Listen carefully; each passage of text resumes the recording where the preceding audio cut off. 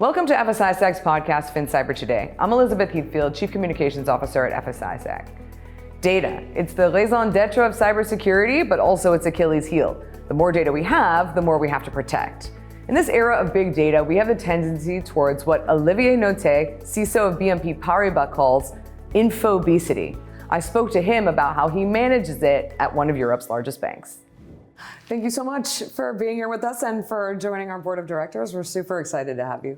So when I asked you what you wanted to talk about, you said a word that I instantly thought was great, Infobesity. Yeah. So I think we kind of all instinctively get what you mean by that, but from a cybersecurity context, why don't you just tell me what you exactly mean? Well, quite easy. In fact, we're doing more and more things, so more and more data. More and more data is more and more needs to manage data. And we know that it does not work like that. So we need dedicated governance. But at the end of the day, is it too many? As a security people, we say the more data we've got, the more data we will be able to handle, and then the more things we will be able to detect and so on. But at the end of the day, it's maybe unmanageable for at the global stake of an organization. So that's why I wanted to put this subject over the table, as it is a big subject for us, and I think for not only for us as BNP, but for the global industry, how we will be able to manage this huge amount of data, because having them is good. Not doing things with data, could be an issue at the end of the day. So let's talk, go through the problem. So let's talk about the different kinds of data, because there's obviously the data that we have to protect, as in like PII, et cetera. Yeah. And then there's the data that we need to help us do our jobs, like threat intel, et cetera, et cetera. So let's kind of like walk through what you've got to manage. For the first part, I mean, we are here to support the business. So if of course the business is doing more things, more data, more digital things. So as a banking industry, more and more information of the clients. Our job is to protect the data. So that's I will isolate that. We need to work on it. Of course, we need to maintain a real good protection of that, and maybe we can discuss later about data classification and so on, because that's key for that, and we have to work with the business in order to manage that. I was mainly talking about the second subject, the data we need to protect our information systems and to protect in fine the data of our clients. We do more things with EDR, with the SOC, with the data coming from the cloud. This is really the topic I was talking about. More and more things, and AI will come on the subject, what we can do with the data we are processing. It is really a good and important subject. We've all have a data lake for cyber. Do we need the same data lake for production, different from the data lake from cyber? Do we need one? How do we ingest things?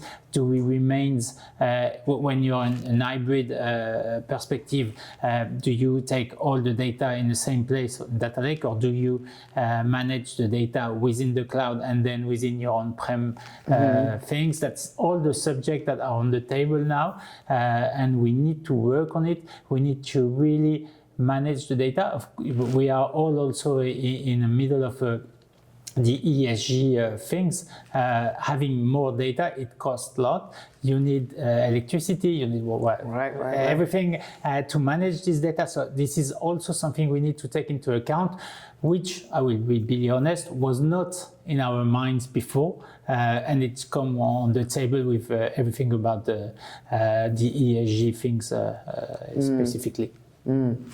Okay, so you laid out a lot of questions that you have to ask yourself. So how should firms begin to even start, give themselves a framework for how should they be thinking about this, and how should they break down the problem? First thing, so to protect the data of the clients and the transaction of the clients is data classifications. Of course, you won't do the same triage and the same protections for a low-level data than really critical, this could be PII or whatever, then these things on classification is really key, because at the end of the day, this is how you will manage your encryptions, and this is also a big topic for the banking industry, but not only, but at least for us. And so it's everything about email and so on. Is it critical data for the bank? Do you have to classify it? Of course you have to, but then do you have to encrypt that? And then how do you communicate with the external world when everything is encrypted? There's a lot of things on regard of this type of data. This is something you have to handle. So for me, the first things, and it's a big change management, is the classification of data, especially on the unstructured data, how you're managing that. So that's the first part. For the structured data in your database and so on, again, you need to know exactly what type of data you want to protect, what is key for the business, what are your crown jewels. Of course, you need to secure it, but to know exactly what to secure, you need to work with the business in order to really define what is important, what is less important, what you don't care about it. So that's for the first one. For the second, it's pretty the same. I mean, that's all the logs you've got, all the login password you could have, even if login password is coming from the past. But we know that we still have a little one or two, some of credentials to protect. This is also how you are doing it, where you are storing it, and this is also new things coming with Copilot and so on that will be much more easier to find unclassified data. So maybe it will be useful to help us to do the work. But I'm pretty sure that some of red teamings are playing with that. It will also be a game changer in the future. Do you have a team of people who you've assigned to solve this problem, or would you say that there's like upfront work that needs to happen, and then there's obviously ongoing management? You know, how should you structure like an initiative like this if you decide, okay, we really need to figure out what we need to manage, both from a cost perspective, but then also just from we've got to, like, the more data we have to protect, the harder it is, the more challenging it is. So if you were going to like undertake an initiative to deal with this, if you're not already dealing, I mean, everybody's dealing with it at some level, right? But if you were going to be like, no, now we really need to, especially because a lot of the regulation that's coming down the pike is going to force more data management, where would you start? What? Or where have you started? Obviously you're managing it. We started a long time ago, but really important thing is not a cyber thing. I mean, it's a multi-teams organizations. That's what we've we've done previously. We've got what we call the GDO, so the people in charge of the data management for the bank. We've got, of course, the DPO, so in charge of the protection for, especially in Europe with GDPR and so on. And then we've got IT and cyber. So it's the whole chain, and of course, at the end, it's the business. It's the business who decide what is critical, what is important, what is the secret data, especially where we are also dealing with an insurance company. So what are the secret data you need to manage? This is all the chains that needs to work all together. It's not always easy, but this is something you should be able to do. And cyber is only one part. I would say, I don't know if it's one part of the problem or one part of the solution. Both, probably. But it's important. And then with IT to really define what are the best solutions to do the encryptions, to do the discovery. You can imagine for a bank like us, we've been working for a long time. So a huge amount of data that has not been classified in the past. How we are dealing with the past, that's an issue. Well, that's not an issue, but that's something we need to handle, and we'll make sure that now all the processes are correctly handle the data classification. And new tools coming from IT that will really help us in order to manage that. And we have to manage things on-prem and make sure that what we are doing in the cloud also completely align with our process. That's right, because it's a different way, right? Like you're handling things in a different way. But at the end, it's the same problematics if something wrong happens. So it would seem to me like you have a ton of data. You got to figure out. You may have some principles that you've decided what's really important and what's not, and then you've got to figure out how to classify this. It feels like that would be a problem that AI could potentially help with, like classifying these huge amounts of data by sorting it and that kind of thing. Is it an automated process? Is it a human judgment process? How do you use both? That will be that's both, I will say. Of course, AI will help us, but at the end, we need to really define the correct processes. We need to train models. Our data is our trademark. I mean, that's how we are working. And for a bank like us, we are not one bank with a lot of different type of businesses, so different type of data we need to handle. For an insurance company where you're a car rental, when you're a global market business, is definitely not the same type of data and the same requirements that you need to do. So of course AI will help, but not yet. So now it's still, at the end of the day, it's still a manual or human process to define, okay, this type of data should be classified as blah, blah, blah, blah, blah. Of course, for PII or things like that, you've got dedicated models that really works.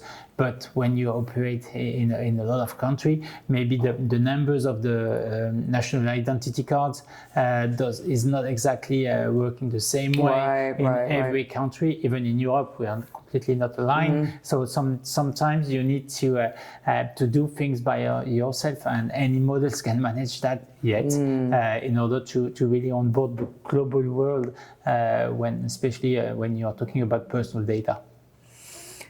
It's just, I think about it, I'm like, this is like a huge, huge issue and like a massive challenge. What would you say are the consequences for getting it wrong? It's not an issue, it's a challenge. Okay, we know what to do. The thing is, okay, you need to do it at scale. So that's why it's a challenge. It's not an issue. We do have issues on some items, but this one is only make sure that all the businesses, all IT, all cyber people are working all together, and make sure that we are able to do that in time being, and make sure that, of course, the challenge is also make sure that we are able to do it on the huge amount of data from the past. So that's maybe for the biggest challenge. So that was my first things. Second, well, we'll see. New toolings tooling are getting better and better. We've got more and more things to ease the way we are managing encryptions. More and more cloud providers is providing a bring your own key. So this is all the things at the end that we are more and more able to protect the data it's not easy, but in a much more efficient way. And then at the end, the bank remains really owner of the protection of the data. A couple of years ago, we had a keynote speaker here, and the title of her speech was Minimum Viable Data. And her idea was the era of, especially from a advertising perspective, right? Like the era of collecting as much as you know about a human being at some point is going to be over, with the idea that at some point you'll use it because now you have all this data that you have to protect, which is, I don't know where we actually are on that. I guess my question that I have is is more still better from a business perspective? Is it considered that way? And if you have collected all this legacy data that you're holding, is there more exercise of the option to just destroy it so that it's not there that you have to protect anymore? So as a CISO, we've seen the roads that's evolved. Now we are, of course, part of the operational resilience. So maybe a few years ago was the minimum viable data. I will say for now with the operational resilience things, and in Europe with DORA, is the minimum viable systems.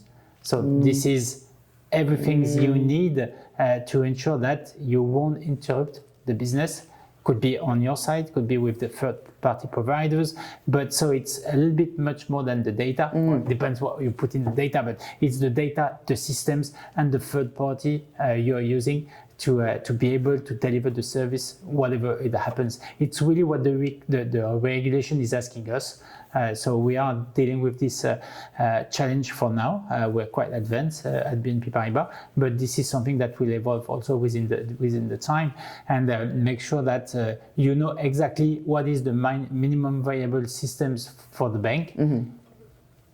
It is key because you know that you won't be able to in case of really big issue, you know that you won't be able to restart from scratch in 10 seconds. I mean, it's not the reality. So make sure that you know exactly what to do with a really small amount of systems. It's something we are dealing with.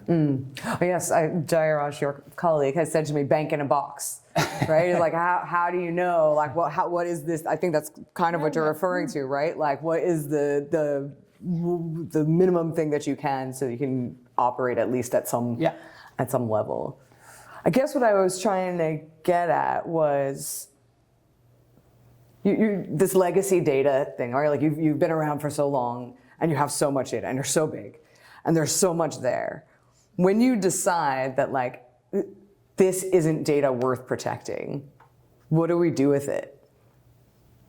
How do you like the cost doesn't make sense because it's not valuable to us anymore, or the other thing that comes to my mind is the whole with post-quantum cryptography, like the harvest now, decrypt later. Like if you don't want anybody collecting it and then maybe using it later down the line, what do you do? First is really, and it's not an easy one, ensuring that you remove and delete the data you don't need. But to do that, you should be ensure that you are respecting all the regulations everywhere in the world in regards of this data. So it is not an easy task, right. but we have to deal with that. So that's something we are doing, and then make sure that how you are storing the data for, I don't know, 5 years old data, make sure that you've got the right level of protections. With the peak, with what will happen in quantum, I mean, we'll see what will happen. For now, with I don't think for now, for as a banking industry, for the majority of the data, it's an issue for now. We'll see. It will evolve within the time. We will have to decide exactly what type of data we need to protect against the quantum, the new quantum risk that will arrive. But for now, for me, that's not the main topics we need to onboard now for the banking industry. It's quite different for other industry, and I don't say it's for the whole data of the bank, but for the majority of the data, that's for me not something we need to handle now. Are there any other trends that you're seeing in data management across the industry that you think our viewers / listeners should know about and should be thinking in terms of their data management strategy? Well, that's for me. When you've got the process, then you've got all the governance in place. The tooling is really something we need. I mean, with such an amount of data we need to handle, you can do it by your own. I mean, it's true for the data management. It's also true for the security operating center or fusion center. I mean, the amount of data is so huge. That's for me how the tools will evolve within the time with more and more machine learning, with new algorithm, maybe deep learning and AI on some patterns. That's definitely the trends. We need to take care about that. For now, the existing toolings on the market, and I've discussed with quite a few other guys working on the subject, still rooms for improvement when you have to manage it at scale. So that's for me the new things that will come in the coming years, ensuring to have the good tools, but also how easy is it to manage it for a global production, managing cloud, non-cloud, AI, encryption that should be managing the walls and everything about also because we are doing more and more things digitally. Make sure that everything on processes like M365 or Google Workspace, everything's really has to be managed in a global way. Otherwise, that will be really complicated. So that's for me the trends, the transformation of the toolings that every CISO and all the teams, IT, data protections, people should really take care.